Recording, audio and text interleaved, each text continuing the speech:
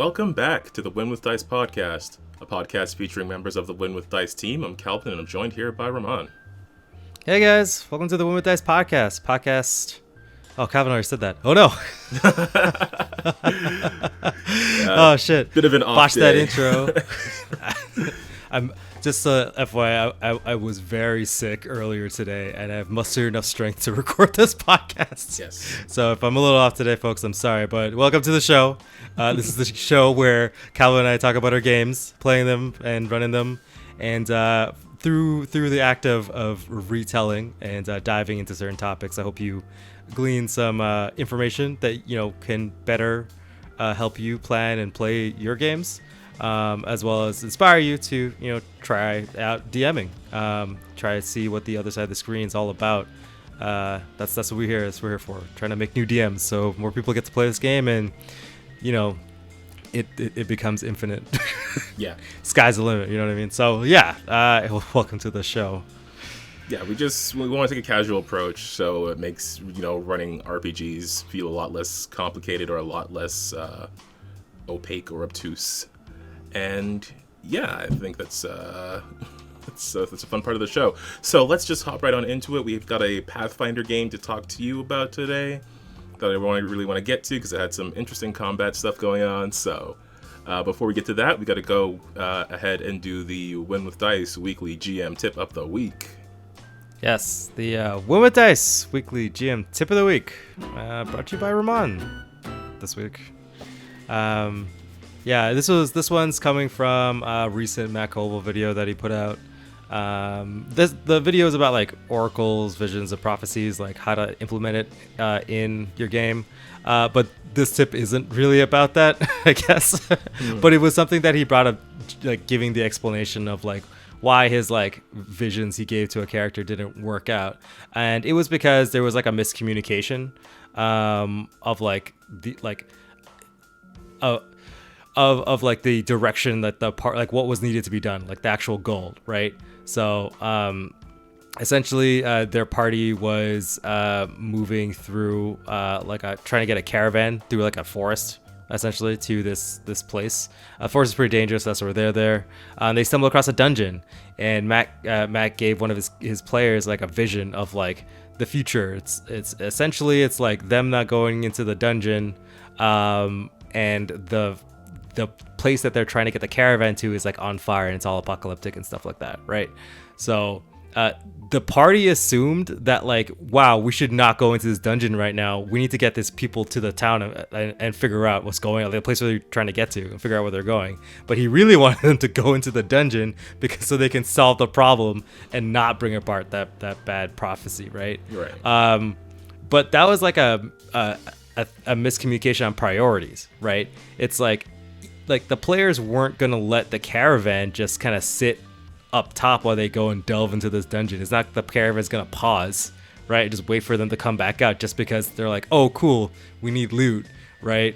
So that was like a miss, like I wouldn't say like a miscommunication. That's like poor planning on his part. It's just that like there was a misalignment of like the players' priorities and like what the DM story was trying, like that the plot that the DM was trying to pull, right? Mm-hmm.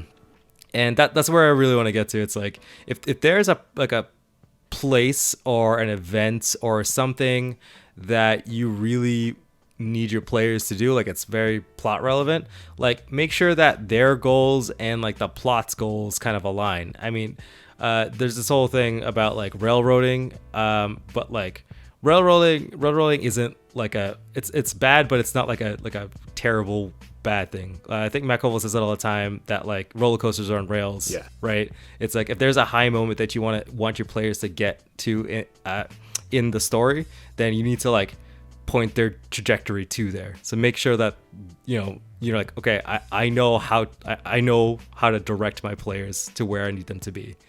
Right. It's like, but who cares if they didn't like.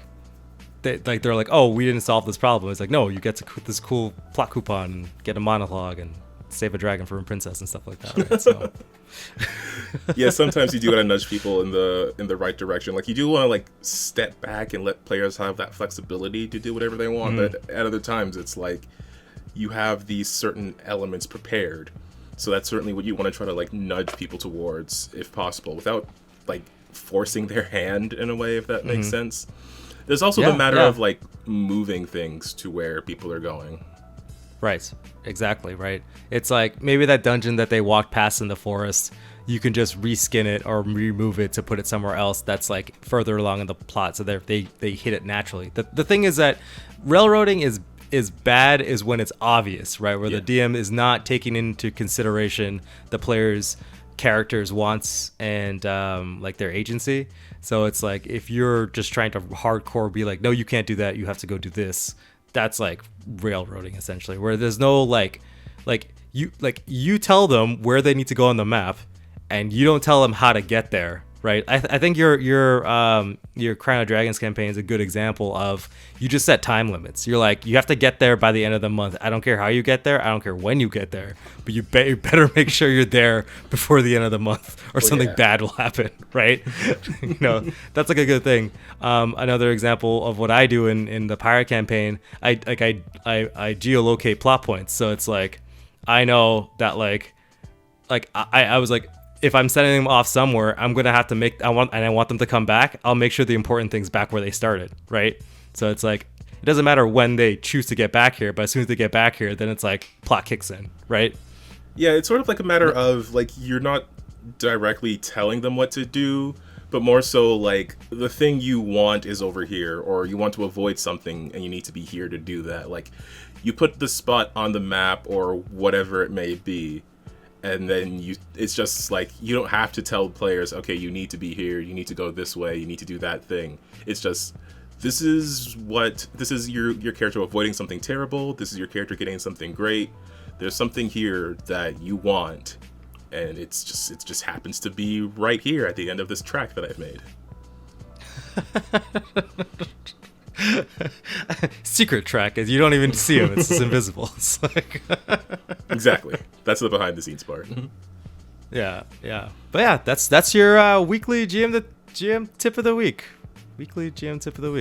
Oh man, it is an overcomplicated title. Your Win with Dice weekly GM tip of the week. All right. let's get on with this. I missed the game today. I think we're talking about Tim's game today. Yep. Yes, Tim's game. Tim, I'm so sad.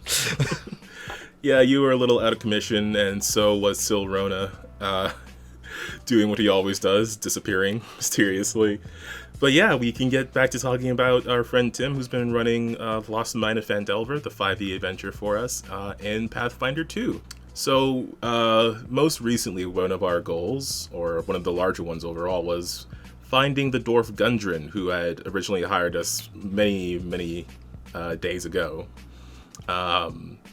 In our travels, we were trying to seek out the Cragmaw Castle, as well as Gunnar himself.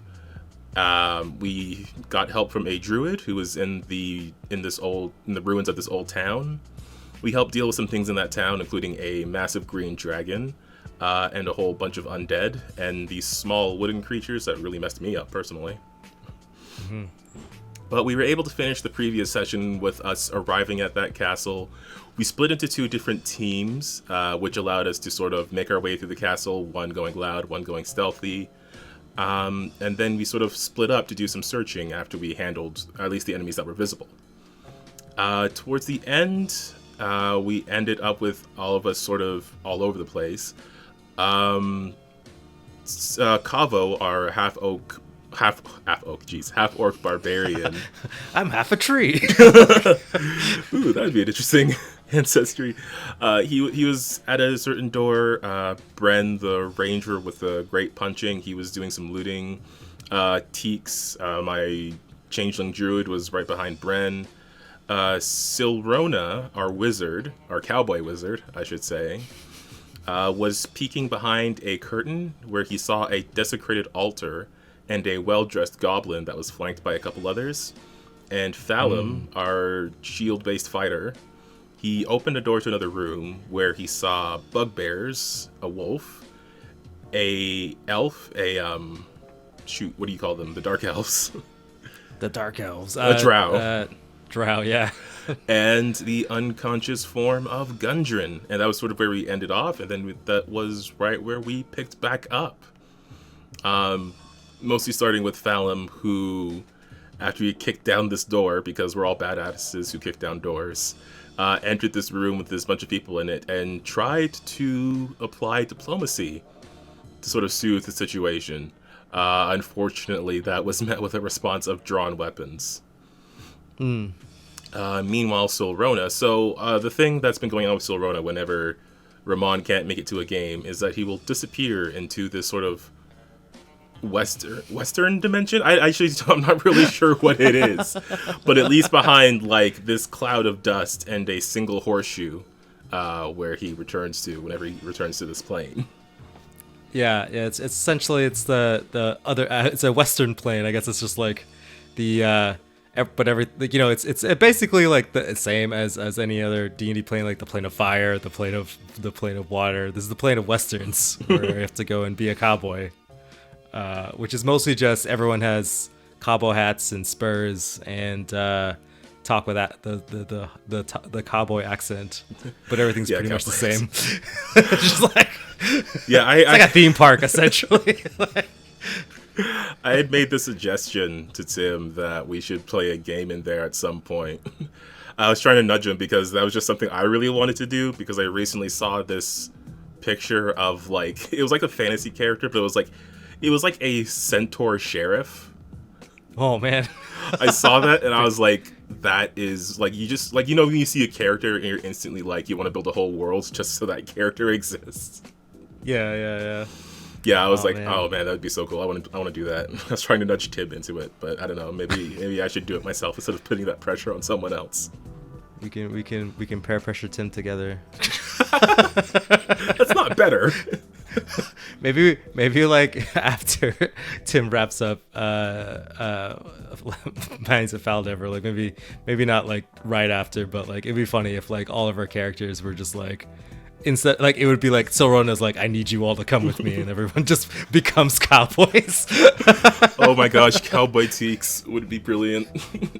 And then we all get to be cowboys together, and like there's like 6 cowboy shoes just hanging up somewhere, or like a cowboy shoes, the horseshoes is hanging up somewhere, and just like just like a tumbleweed going across, and be like, find out what happens next time. Like, oh, that would be so much fun. But yeah, so Silrona disappeared into the cowboy dimension. Coincidentally, at the same time, the goblin Lupo, who was sort of like the leader of this little troop, was sort of bragging about how powerful he was. So the other goblins following him believed it was this goblin Lupo that had somehow disintegrated Silrona or teleported him away or something. I mean, damn. Calvo was the first one to see the results of this. He sort of came into the room in time to see this horseshoe lying on a pile of sand and a bunch of goblins standing around it. He threw a javelin at one, but missed, and the goblins came at him with scimitars. So there was a whole bunch of back and forth there. A javelin being thrown and some goblins leaping over a table. One, of course, so like how Tim does when something rolls a very low attack, they'll have it damage themselves. So, one managed to actually hurt itself as it was leaping into this fight. Meanwhile, Bren and Teeks were working together looking for some loot. Bren spotted like a hidden wall behind some cloth that was painted to look like a wall. I always like the fact that every time the party splits up, and the party does this quite often, the party will be all over the different parts of like the map or whatever, doing their own thing. And Tim somehow has to deal with like 3 different groups doing 3 different things. And like somebody might be like on the verge of death, and someone's like, I'm gonna check this wall.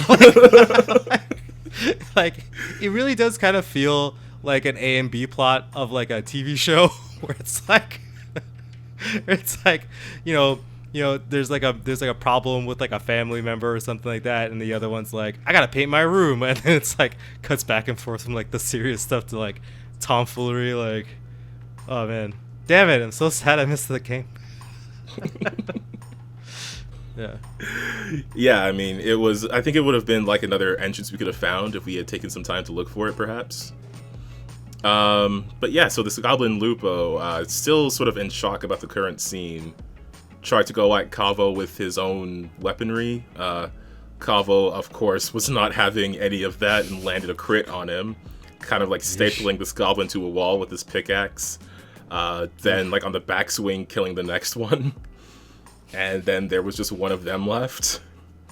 You should just call him Rambo Cavo. Like, damn, man, we're in the jungle, just like, cow, like, dispatching everybody left and right. Just taking them all out. So where Teeks was, she wasn't able to hear combat. It was like kind of really in the middle of the two things going on, with Cavo on one side and Fallum on the other. But just because of how the doors were positioned and everything, she wasn't able to hear what was going on. I did some detecting magic to try and find some loot, but because of how the detect magic spell works, I only knew there was magic within 30 feet of me. But we could be anybody. It could be anybody. Yeah, pretty much. But we will come back to that later because we did some stuff to figure out what it was. So yeah, I was at the moment following Bren, and I had a couple of heal spells left, and I decided just to save them, like to hang on to them, just in case I would need them later. Which I really did. Nice. So yeah, the new combatants against Fallum entered the initiative. Fallum tried to do like a snagging strike on one of the drow, managed to land a blow on them. Meanwhile, Calvo was fighting those goblins. One of the bugbears is actually one that we had met before. Clarg, who was part of the group that had captured Silrona and Gundren and his pal Sildar. We had ended up killing one of his wolves during our battle there, so he was less than happy to see this adventuring party again, particularly when the rest of us showed up. Mm-hmm. But at the moment, he was just fighting Fallum. So Fallum's up against all these people, including a wolf that came up and attacked him. The goblin, the one that was left after Cavo chopped through all of them, he was trying to run. And of course, Cavo was able to chase after him and sort of shut that plan entirely down. As he does, as he do. So yeah, Bren and Teeks were able to catch up to Fallum. We were there trying to help him out with the fight. There was this one larger bugbear who seemed to be sort of a leader type. There was some back and forth as Fallum smacked this wolf with his shield. The drow came at him. Fallum was able to take the wolf down with his shield, using it like a club, at which point Bren commented that the wolf would make a very good pelt. Which, you know, sure. Technically, Bren is a ranger, he would know these things. Technically, Bren is a ranger. One punch Bren. So, yeah, Clark was reacting to seeing Bren once he arrived, remembering how our party killed one of his wolves and now we've killed another one. Cavo took down... Yeah, really bad luck for that guy's pets, to be honest. Yeah, he should probably just stop being a bad guy. This is animal endangerment, man. Like, he's like, not again. So yeah, he was actually like inconsolable for a couple of rounds. And Fallum was able to get a grip on that drow. So all that was left in that room was that one larger bugbear. So what I thought I would do, I thought I would help. I had charm prepared today, for some reason. So I decided to use it on that bugbear, just hoping to diffuse the fight. It worked a little too well, as that bugbear suddenly found Teeks gorgeous and tried to push past Fallum to get to her. Oh. Oh no. So yeah, the drow managed to escape Fallum, grabbed a javelin from Clark, who was still all tripped up in his own emotions. The bugbear that was coming for Teeks got tripped by Fallum, stumbling down a bit. Fallum stopped and asked Teeks, like, can you handle him? And Teeks was like, yeah, sure, because she's still, like, processing what's happening to her. So... Okay, damn it. I'm so sad. The more I hear, the more I'm like, I wish I was there. All my friends are having fun without me. Oh man, it was super fun. I'm sorry. But yeah, Kava was on his way over. Fallum is like sparring with that drow, with Bren there helping out against Clark, who managed to pull himself together. And then Kavo shows up and manages to land a couple of big blows on that one particular bugbear. And by this point, Teeks is like thoroughly disgusted with the bugbear and his advances and his disgusting attempts at flirting. So after Kavo landed those blows, I was like, okay, he's probably got a lot of damage on him. Now I can do something neato. And I was in the right position to do it. So I had Teeks, because she was like right next to this guy. She like leaned up towards him, grabbed onto his like the collar of whatever he was wearing and pulled him in close, moving like her face closer to his as if she was actually going to kiss him. And then she opened her mouth and then cast Vomit Swarm right into Oh my god! That's so scary. Yeah, man. It goes back to how Teeks was originally supposed to be, like this weird sea witch of a person. Instead of just being Mama Teeks, like... Yeah, man. So like her jaw widens, her eyes roll back, and then like this spray of insects comes out of her mouth. Ooh. That guy was... I hope that... Oh, yeah, I rolled kind of low damage for it, unfortunately, but he did fail to save, and I felt pretty good about it. Nice. Yeah, I think that was probably one of my favorite moments. But yeah, so at that point, Teeks just started to back away, but the guy pursued her, and I was trying to get into position to give Kavo, like, flanking. Mm-hmm. And I was looking at my health, and I was thinking, I'm probably fine. Turns out...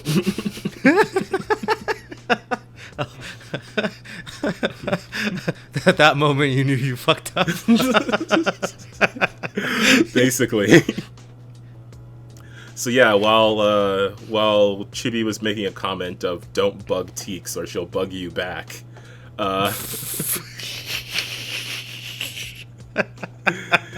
Teeks got knocked the hell out. Okay. So you got downed.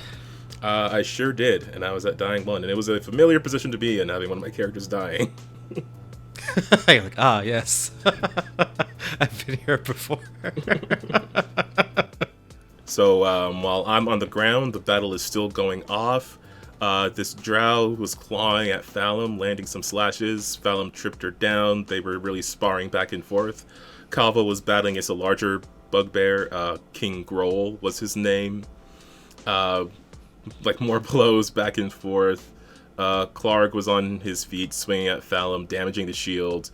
Bren was punching Clark, and I moved to dying 2. Which is super helpful.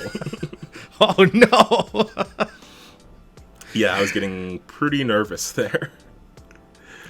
So yeah. Damn, man. Everyone's like mono. And I'm just bleeding out. But yeah, things started to turn for the worst. The large bugbear King Grohl landed some blows on Kavo. The drow got free of Fallum's grapple and managed to knock Fallum out. Fallum was able to recover, but was still unconscious. Kavo landed... I really wanted to kill King Grohl, but I'm glad Kavo got it with that overhead pickaxe swing. Martial characters are, like, dangerous, man. Oh, yeah. Like dude, like, Pathfinder, I swear to God, you just decided that, like, they're like, man, martial characters... You're strong. Like, you're like strong.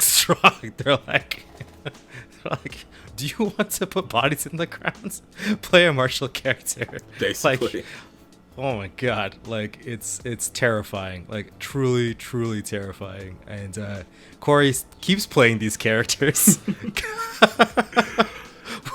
with crazy high crit abilities, where it's like ×4 or something ridiculous, and then all your carefully planned bad guy with his monologues and his jeers and stuff like that just gets murdered by this dude with this big ass weapon or just whatever. Right? In the ground. Just in the ground. Oh my god. So I'm assuming Kavo did what Kavo caved him in. Basically. Yes. And you know what I've been really wanting to do is I've been really wanting to play a sprite barbarian because I feel like that would be hilarious. Just somebody who's super tiny and super angry. Yes. Just absolutely clubs people. Yeah, that would be pretty funny.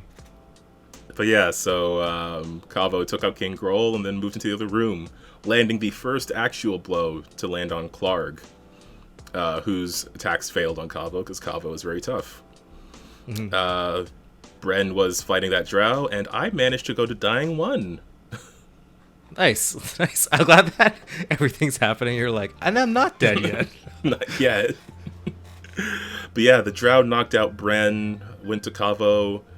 Kavo was able to take out the drow, and as she died, her shape changed, revealing a shapeshifter form. Oh. And interesting, okay. This led to the last moments of the fight. Kavo and Klarg, the last two standing. Bren moved up to dying 2. Teeks was unconscious. Fallon was unconscious.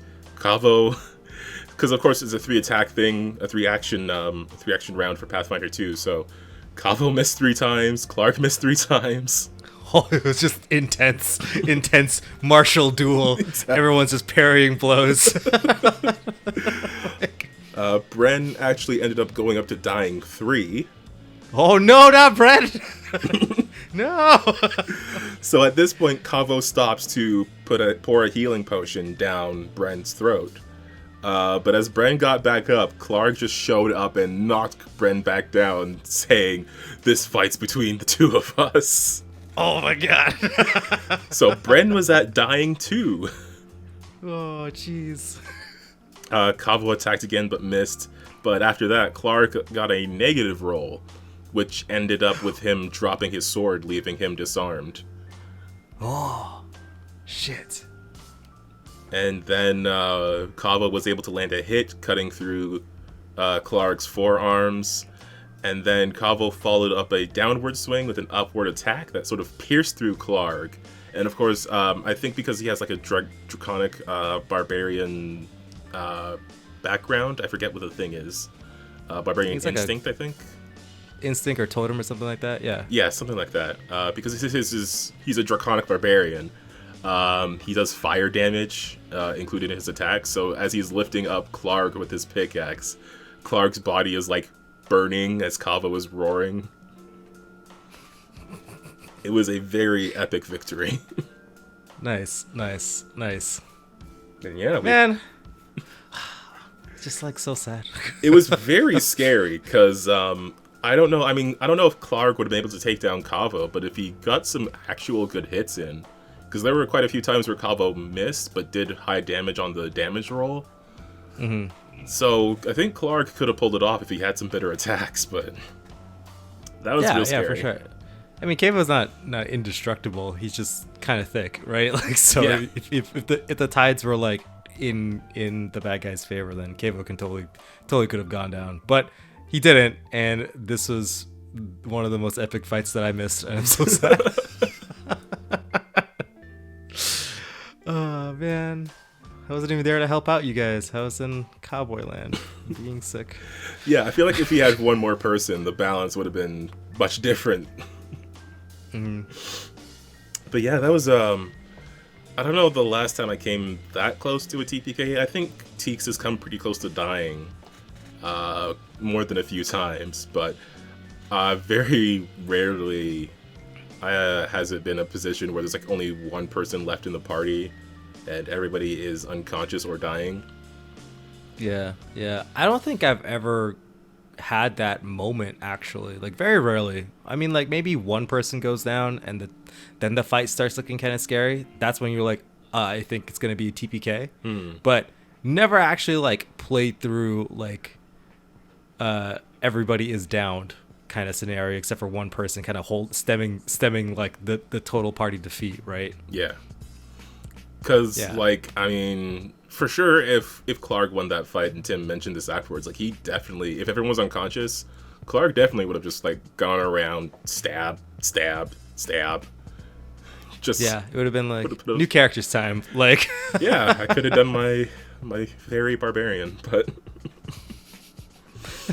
And then when Sorolla comes back and all his friends are dead, no. Oh, that would have been so sad. I would have taken actual responsibility, like IRL. Like I would have. I think it would have been so sad. Like I'll be thinking about it on my deathbed, being like, I wasn't there and all my friends died. Like I could have saved them, man. Fuck. Well, we all certainly appreciate Silrona more now. God damn it! I'm like glad that like. I mean that's like a Batman origin story. Give me a cape and cowl. We're gonna go clean up this town. Like, of course. I mean, yeah. But I guess that would have been an option for a continuation after this, because Silrona would have come back, and there's still some stuff the party has to do. He could have gathered up a whole bunch of people to do it. Yeah, it's true. Maybe he could have escaped with Gundren when like he popped back in and was like, oh shit, everyone's dead, let's get out of here, kind of deal. Maybe. But that we don't have to live in that that dark reality. No, of course not. The darkest timeline. That's right? A what if that we don't have to worry about. Exactly right. So that's exciting. I'm glad you guys made it out. It sounded pretty epic. I mean, Tim was tweeting at me about it, but I wasn't able to respond because I was terribly sick. Oh man. So we were able to, I mean, yeah, after all of that, after recovering, we were able to recover Gundren, get him on his feet. I did some heal spells. Could have rolled better, but it rolled pretty good for what it was. Actually, no, it was like 12 on 2d8, so not too shabby. Yeah, that's pretty good. Like, could do better, like, but not bad. I mean, it's close to max. And it was also a heal to everyone in the room, so it's like 12 HP for everyone. Which is actually really good. So we were able to, after we got Gundren back on his feet, we were able to, and Calvo being the only one conscious to see what had happened to the drow, had informed us that the drow was actually a shapeshifter. Because he was the only one who saw it. Right. But yeah, we were able to recover Gundren's map, which leads us to Wave Echo Cave, which is what we've been looking for this whole time. Damn, the man. Lost Mine in question. Oh man, are we at the Lost Mines of Phandelver? Did we get the MacGuffin? Well, we got the map to the MacGuffin. Yeah, man. This is why I think we should name stuff. I like naming campaigns. I'm so sad that Pirate Campaign is just Pirate Campaign. Just like, well, if you keep repeating it, that's what it's gonna be. I know, but I could have come up with a better name. Honestly, just blank of blank. That's what I do. That's what this is. Yeah, I know. Maybe I should. I should actually name it. It probably has something to do with those crystals or whatever that everyone's trying to get. Something about like infinity gauntlet. I don't know. Stones in a glove. I don't know, man. Maybe flying too close to the sun. It's just says the person who just like yes, the trick of Corona where you put all those orbs of Dragonkind into, and then with one snap you can control all of Dragonkind. It's not a glove, it's a crown. It's totally different. Yeah, mine's a necklace. Exactly. I wonder how many like socket X into Y all the MacGuffins collect them all campaigns are there. There's probably like a lot. Oh, I would assume so. Yeah, and it's not even like before the Avengers Endgame came out and all that kind of stuff got popular. But I think just like it's just easy, right? You just sprinkle the Dragon Balls across the world, and then you're just like, okay, you got to get them all. Yeah, man. Here's a bunch of mini quests in the main quest. It's great structure. Actually, I think like that would be kind of fun, where it's like if you gather all the Dragon Balls, you just get a wish. I think that would be a pretty fun campaign, because then like you could have all your characters to be like everybody gets a wish if they do it right. And it's like, oh, like why do you want to wish? It's like, oh, I gotta bring my dead wife back or something. And it's like, oh, I want $1 million. And then like by the end of the campaign, they're like, no, like they learn something. They're like, nah, money isn't the answer or something like that. And it could just be like a good wholesome story. But more than likely, everyone's going to be like, I want to be a trillionaire, please. And we need a boat. Can we get lots of money in a boat? You know, it'd be a great twist if only one person could get the wish. Oh, that would be so good. All right, that's for you, internet. You can have our campaign idea for free. They can't find that out until the end. Yeah. I mean, maybe that's what we should do. So have like the weekly GM tip of the week. We'll do like here's your free campaign idea. Like that is something I've thought about. Yeah, or like here's a freebie. You'd be like, here's your win with dice freebie of the week. Just take this idea that we had and use it. I mean, like I have written that down in our podcast ideas document, just like generating a whole campaign from a random phrase or something. Only one man knows, or like something so stupid. It has to be like movie trailer quotes. Like that's what it would Oh my gosh. Make a campaign from a movie tagline. That would be so good.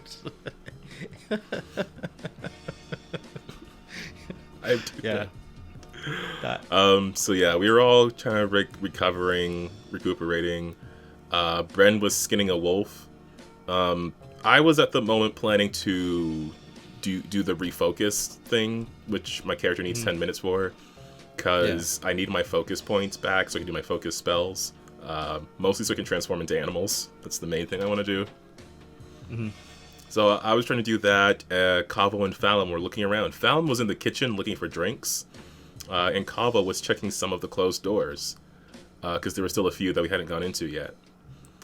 He checked one that was blocked by a wooden bar on his side, clearly trying to keep something in. So, of course, he broke the door with his pickaxe and heard a roar coming from inside. Oh. Oh, no. Turns out, Owlbear. Oh. Oh, no. Just after all this craziness, I don't know what's behind this door. Just immediate, just angry owlbear pops out. Yeah. So luckily Kava was the one right in front of it. But we were all able to regroup and fight this owlbear. It did like this frightening screech kind of thing that only Teeks was affected by. Or at least affected them. Teeks was the only one who failed the roll. I think success might have still been frightened 1 or something, but I got frightened 2 on me. Right. So she's scared, but she's shooting out some electricity. And then towards the end of the fight, after Kavo had raged and landed a massive blow with his great pick, Bren shot an arrow, which is a thing he does, surprisingly.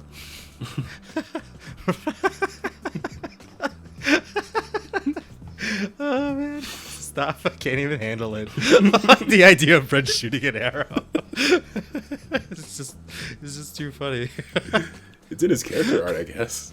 But yeah, he shot an arrow, landed it in the eye of this owl bear, and then Teeks did an electric arc, which sort of arced into the metal tip of the arrow, which was able to kill the owl bear, which I was surprised about because I did not expect to get the kill for that, but I'll take it.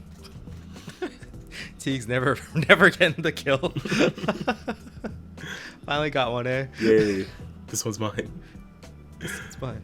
So yeah, then we decided to stick together a bit more. Bren was still working on skinning the wolf with Gunnar in the same room.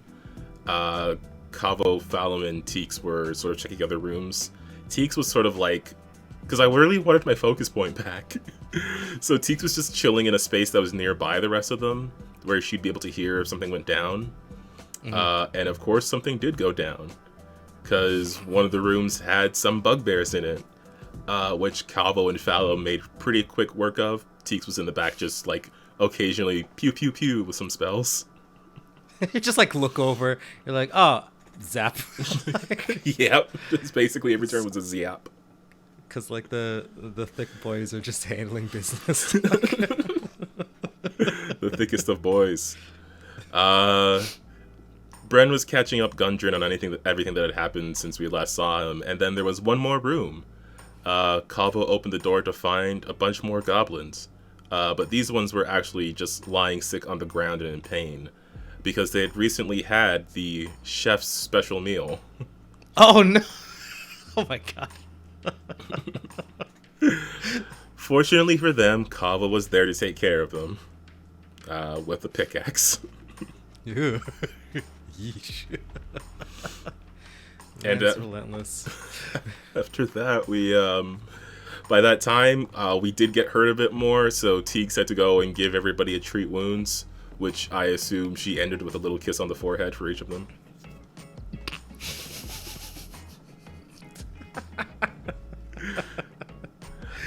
I actually, I got a crit for every treat wounds check, even myself, except for Bren, the person who was at wounded 2 by this point. Oh. His injuries are a little bit more complicated. Yeah, of course. Because they're much worse. But yeah, Bren picked up the horseshoe that Silverona will teleport back to when he returns to this plane. And then we got to... So this was the other major part of the session, which was trying to find this magic item. So with my detect magic, I can detect if there's something magic within 30 feet of me. I can't tell where it is exactly. I can't tell what it is until my spell is heightened. But I know that there's something magic within 30 feet of me. I can filter out like allies and stuff I know about, but that's about all I get from detect magic. And I didn't have read aura prepared today because I didn't think I would need it. I thought I would need charm, apparently, but... Well, I guess it worked out. Like... Sort of. So what we ended up doing was I put on, in Roll20, I put an aura around my character, and I would just move around and do a ping, and then Tim would highlight a circle with like blue if where I just pinged I could detect it, or red if I couldn't, and we ended up using that to like signal out where this hidden object was.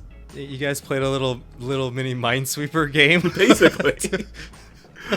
I should have cool, a screenshot of it that I'll put up so people can see. If you can, it's kind of hard to tell where things are with the final set of circles. But basically, like, I made one in one room, so the circle was there, and I went another, and then it was a blue circle there, so I was like, okay, it's within this space. And I know I did one over here, so there's a red circle here, so it's not in that space. And then I just kind of walked around a bit and, like, did a ping. We investigated one of the dead creatures, because it was a sort of magical creature. But that wasn't what was giving the signal off. But eventually we were able to find... Like, it was a thing on the map already. Like, on the map, to me, it just looked like a pile of rubble or like a circle of rocks or something. But we went through all of that searching and analyzing to find something that was, like, already on the game map itself. Nice. But yeah, it was, I don't know. I really like those things that aren't the traditional way to play the game. Mm-hmm. That's a thing that you could technically do, but it's not, I'm sure it's not what the designers intended. Yeah, but I think it's kind of funny that, you guys literally played Minesweeper and you had to investigate. Like, you can hand wave a lot of stuff, because Tim could have just been like, okay, you can, after, like, he knew what you were trying to do, but, like, he made you work for it, right? Like, yeah. You went through all the steps to figure out where this thing is. Versus, like, if you could have just sped through, like, ignored it and just went like, all right, you spend like X number of hours doing this, right, and you were able to find it. Because reasonably, like, if you spent like as much time as you want trying to use your magic sonar, you would be able to find it eventually, right? Mm-hmm. But it just costs you time. But in this case, Tim's like, we're just gonna play a game. Yeah, this is why I like playing in other people's games, because that's 100% what I would have done. Like, I would have had everybody roll their perception checks, and I would have been like, okay, I don't feel like sitting here waiting for everyone to roll a perception check for every single room. I will just take all of these, take maybe the highest one, see if it fits the DC of this hidden item, and say, oh, it takes you some time, but hey, here's this cool thing. I wouldn't have thought to, like, have someone walk around with their detect magic radar up and actually draw out when they ping on something. Yeah, for sure. And, like, it's cool because, like, Tim just gives you the entire map and just kind of blacks everything out where you haven't been, right? And, like, normally, like, what I would do is I would section off, like, specific places. Like, I'll only have maps for, like, where fights would occur or something like that, right? and like everything else would be kind of like a nebulous kind of thing where it's like, but it's cool that like Roll20 and like in Tim's game specifically, it's like he uses it as like, no, you're like literally moving through this thing, show me exactly where you are, right, like move it yourself, right? Like he always is like, just move your character where you need to be and we'll figure it out, and I appreciate that. So it's a cool way, it's a cool style of DMing. Yeah, I mean, again, that's just what I like about this game. He really leans into like the reality of it, the reality of damage, the reality of having to search for a thing. I enjoy that. Yeah, you really get your hands dirty.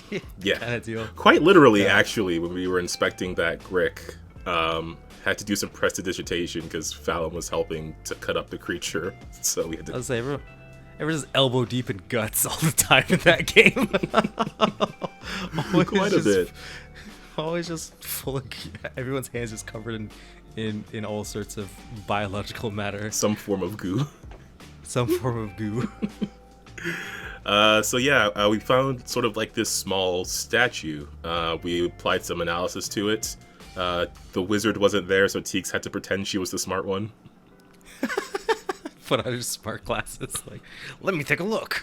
In truth, she's not smart, she just does magic. But she's... I don't think Sora's not specifically smart. I think the fact that he just has intelligence, but like as a person, he's not that smart. Well, relative like to the party. Well, I mean, he definitely instigates a lot of stuff because he's just in his cowboy fantasy. You know what I mean? Like, it's just like he's kicking down doors with Kavo, even though he probably should be standing in the back. You know, he's like threatening to kill people who probably could just smack him in one go. Like he's just.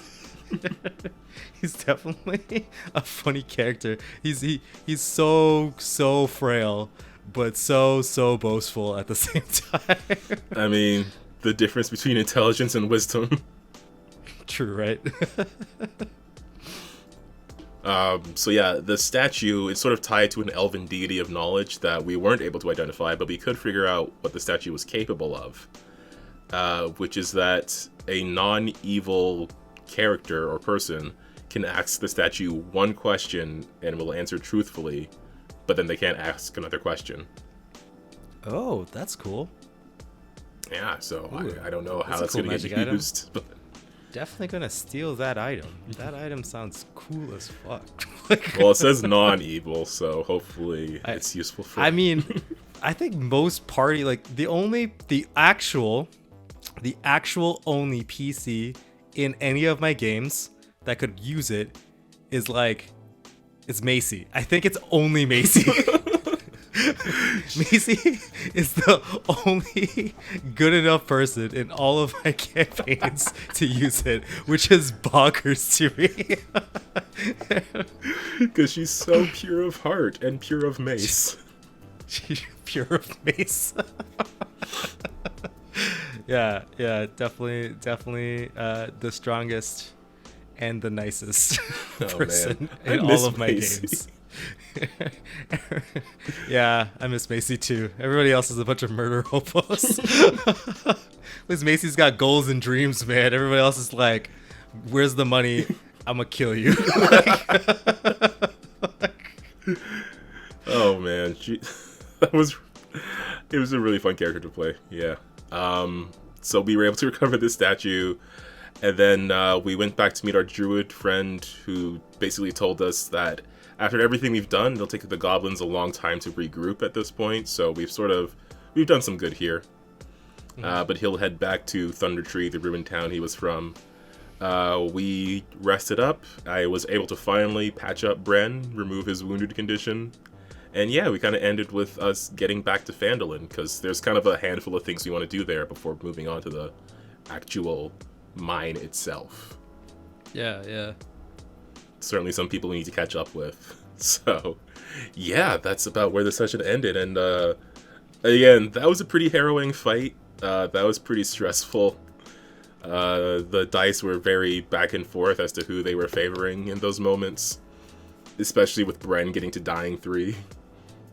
Yeah, that's so scary. Oh my god, I can't believe we almost lost Bren. Like, that would have been so sad. I would care about anybody too, like in that party. I love those group of PCs. They're so good.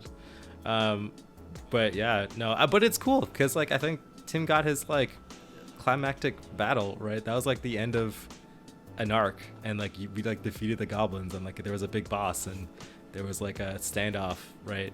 And with what's his name? Who's the bad guy Cavo was fighting again? Sorry. Oh, Clark. The final one was Clark. Yeah. Yeah, Clark. And Clark is the dude with the wolves, right? Yeah, he was the one who, I believe he was leading the goblins that had captured Silrona and Sildar, and Gundren way back when we first met Silrona. And like that guy threatened to kill us later. Like he was like a returning character. Like, and he was like, I'm not gonna let your PCs go or whatever, right? And it's like 1v1 in Cavo. Like it was all sorts of the things that every DM wants to happen, right? Like, yeah, man. Nice. Yeah, I am jealous of how that turned out because I want to work on my fight balance. I want to strike that balance more often, but it's so hard to do. I just love seeing when it happens. Yeah, and the drama. That's why I love combat, man. Like, so the drama can just like, it just you know the chance of death like increases all like the tension and everything, and it's awesome. Yeah. Yeah, I don't know what else to say except, I mean, I guess we could talk about like TPKs as a thing, or you know, major combats in particular, because in this campaign the Green Dragon fight was pretty rough, and in the games that I've run, there were certainly fights that got pretty bad, like the Wyvern fights, both of them when they first met the Wyvern and when they came back stronger. There were some where they just had like bad positioning and they got pretty rough. I don't know if you have any that come to mind immediately. Yeah, there was the final fight in, because we mentioned Misty, and the Pathfinder Aeon game where you guys were in the depths of the Goblin Fortress with that actual literal portal to hell, and being surrounded by like ogres and like a werewolf and like a witch and like a Bargist literally just like, you know, dying and then coming back even stronger because he went to hell. You know what I mean? Like it was crazy fight. And I think at one point Miss Macy was about to be thrown into hell. Yeah, she was about to be thrown into hell, and then some quick thinking on one of the druid in the party to gust of wind you out of the way, and then like literally a player showing up and his character being able to join the fight kind of turned the tide, which was pretty awesome because, you know, that was a pretty great moment. Like, it was a pretty great moment. And like I got Corey showed up. Corey's like, oh, I'm here. And I'm like, get your character. We need you right now. Man just runs down the stairs and immediately just starts ending people's lives because Corey only plays one character apparently, which is the dude who kills people. He's like the muscle. I mean, like, I think he really does play the muscle in a lot of games, which is pretty cool. I think that's the thing. It's like, you know, I love parties that, like, you know, are unique and everybody's kind of like they're doing their own thing. But I also really appreciate the person who's like, I'm going to make a character that throws big numbers at people.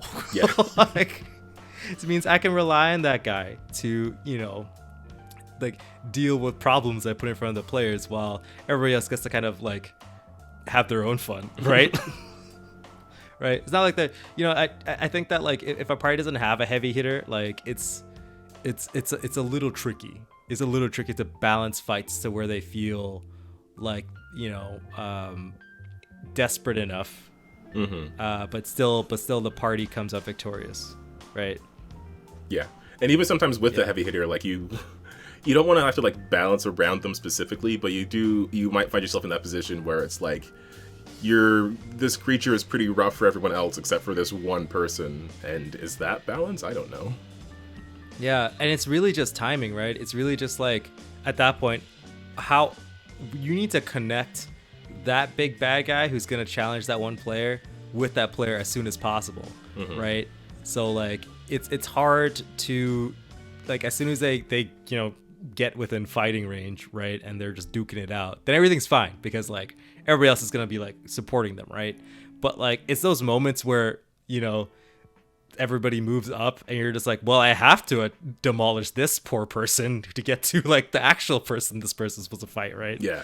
So, you know, yeah, I so like in anime for like I'm gonna borrow like a thing from anime. So it's like in like big shonen in fights, right? With big casts, like everybody usually like pairs up, right? So it's like the fast guy fights another fast guy, the big guy fights another big guy, that kind of deal, right? So the wizards start dueling, all that kind of stuff. If you want to balance a game, you should just like have those kind of archetypes in your bad guys that match your party and just line them up and just have them all duke it out like mano a mano. Like that's a cool way to solve the balancing issue instead of just like, well, I know that if I put my wizard character up against the fighter guy, like, you know, they're just gonna get demolished, or like the vice versa, right? Yeah. I mean, you could do that too, but it's like if you're looking for something where everybody gets to kind of shine a little bit and get their own like, you know, fight with like a subordinate or like a right hand or like the mirror evil party or something like that. That would be like a cool idea, right? Sure. Just like, I mean, you say it as an anime thing. My first thought was the 6th Fast and Furious movie, where they basically faced off against an evil version of the family. But... oh yeah, I mean, that trope happens all the time. I mean, that happens all the time in superhero stuff too, right? Oh, just yeah, that kind of trope. It's like everyone just kind of fights their kind of equal, right? And you know, the big guy fights the big guy. Who's the biggest? Yeah, I guess it's in superhero like movies especially, it's more of a singular thing, so it's less obvious, and it's kind of more like this person was corrupted and turned evil by this power, but this person's a good guy, so they weren't corrupted and turned evil by the same power. yeah, right. So I mean, like literally, like just like Flash and Reverse Flash with color swap palettes. Oh, Reverse Flash, my favorite petty villain. But yeah, no, like definitely. Because I was thinking back to some moments that I've had, like originally when the players were first met the mini boss Kyvanth the Wyvern, who called himself a Dragon King. When they first met him, like I thought they had that fight. This is what I mean by balance is hard, because I thought they had him. I thought they could have taken him at their level, but just happened to end up getting a crit on one player who then got a crit on their death save. Honestly, that happened to your character. Yeah, to Drake. Yeah, to Drake. Yeah, it was like 2 crits in a row. It was like I critted on the hit, right, and then you critted on the you crit failed on the death saving throw, and you just went from dying 2 to dying 4 immediately, and then you're just like gone. Just super dead. I think the same thing happened to the elf sorceress as well. Something similar. There was a crit involved in that one as well. Because D20s swing pretty wide. Any D20 based game is like you have 20 possible results. It's going to be very hard to predict, and therefore pretty hard to balance. Yeah, I mean, it's also unfortunate too, because like, you know, the character that did attack you was like an assassin character, right? Like they were playing like the stalker. So like I think they appeared out of the shadows at the party's back line, right? You guys got flanked, and I don't think you weren't the intended target. I think I was attacking Misty, and they got Misty pretty bad. And then Drake, I think you were just kind of like, I'm gonna help Misty not get pulled away by the water, right? Yeah, because Misty ended up in like, we were fighting in a sewer. Misty, our fighter, she's a fighter, right? Yeah, she's a fighter. Yeah. Ended up in the water of the sewers being pulled away. Drake, my elven sorcerer with some draconic blood in him, was trying to help her out and got stabbed in the back for it.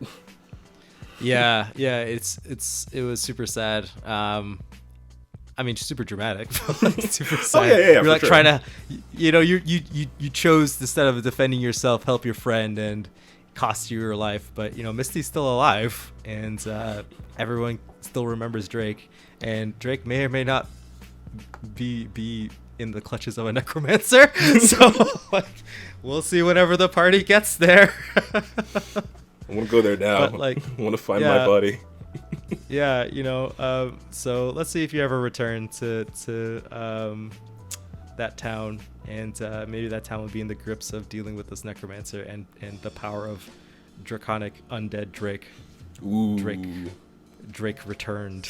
Ooh. Drake's misfortune. Yeah, Drake's misfortune. Yeah, man, that'd be cool. Be like a White Walker situation. Everyone's like cold zombies or something. I don't know. We'll see.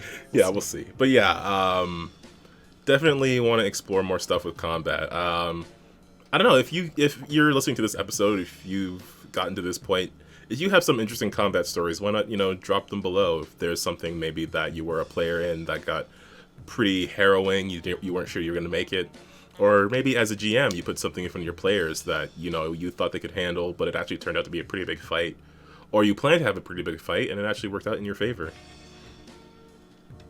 I'd love to hear stories like that. I've definitely the one that stands out for me the most is when they fought Kaivanth again, the Crown of Dragons party. When they fought him again, he was much more powerful, and also in real life it was getting pretty late. It was like 3 a.m. when they finally struck him down. Those nice 3 a.m. sessions. That was a classic moment. I'm very excited to get back to that game and to talk about it more, because the last session I did finally got to a point where I was starting to kick off like some stuff I had planned ages ago. Nice. That was very, very much like the entirety of it, plus like a whole bunch of Resident Evil 8 references that are probably going to get pretty obvious. Okay, cool. Definitely. And partially, I mean, I don't want to get too much into it because I think we'll talk about it next episode or so, but I took your ideas about hags to heart, especially making them a bit weirder. Oh, nice. So I'm going to turn up the quirkiness on that. But yeah, we'll talk about that eventually. But I think this is going to be it for this episode. Yeah. Well, thanks for listening, guys. Oh, yeah, for sure. We love talking about games that we're in and games that we're running and everything like that and playing. So really happy to have people along for the journey, just listening to us talk about these games and any other topics we can come up with that might be helpful. If you have any specific thing that you might want to hear about, drop a comment about it below. We'll see if we can squeeze it into an episode. Yeah.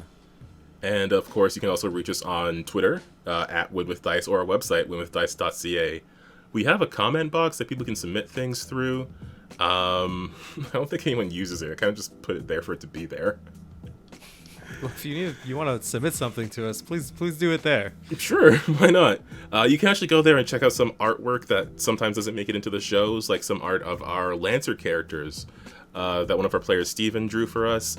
There's also some of the memes and stuff that we talked about from the beach episode of this game on there, so you can check that out as well. Of course, we also got to give shout outs to a whole bunch of other people, including if you're into Lancer and if you want to run Lancer at some point in your life, definitely recommend checking out Celeste's Lancer RPG NPC guides. That sort of give you an idea of how to run certain NPCs with each other, how to make them mix together well, how to get the best strategies out of them and things like that. As well as Shaka's Field Guide to Umfukane, which is a setting you can add to your Lancer game. It comes with a PDF about a book about the setting, as well as some CompCon files you can put into your CompCon to add those to your Lancer options when you're building your mechs. And of course, got a shout out to the homies, the Untold Stories Project, where I'm there every week playing Mutants and Masterminds. Last week we ended up doing a bit of a recap, just because our GM was off on a honeymoon, which I guess is more important. I guess. But it was very fun. We want to get people caught up on our show because this game has been going on since like January, February or so. So probably a good idea to get people caught up. Hoping to finish it. I think the campaign will have been a year-long campaign, but by the time the actual story ends. Also did a one-shot of 7th Sea, which is sort of like this swashbuckling game in these fictional piratey times. I was in that one-shot just because of, again, scheduling stuff that came up. So, yeah, be sure to go check that out. I will have a link to their Twitch below. And I think that's about it. And don't forget to check out our Skyrim streams. And also the not Skyrim streams. Also that Skyrim one. streams. Yeah, which is basically like space western Skyrim. Oh man, yeah. I did a stream of Outer Worlds just because the update for Skyrim kind of broke my mods, and I was worried it would take too long to fix, so I didn't want to delay. It actually took like 2 seconds because Celeste told me about what was going on, and I was able to like fix it from their help. But yeah, like I thought it'd be a much bigger issue to fix. It took like 2 seconds. I wish I had known this, but I did not. But I did end up playing some Outer Worlds. It was a ton of fun. I love that game. I miss playing it a lot, and I actually had a lot to say about it. I realized that I didn't get to share when I played it the first time myself. So hopefully I get to do more of that. Yeah, for sure. Take a little break from being a cat lady, being a space cowboy. I mean, the characters have the same name, but I didn't even pick that up. yeah, no, it's Claudia, but it's in space, so it's spelled with a K.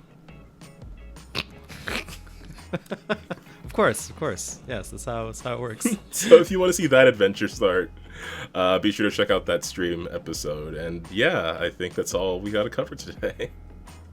All right, cool. Well, thanks for listening all the way to the end. And Calvin, tell the people what they can do or what they should be doing.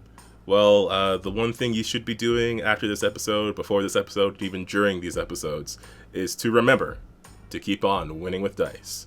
And we'll see you next week. All right. See you guys.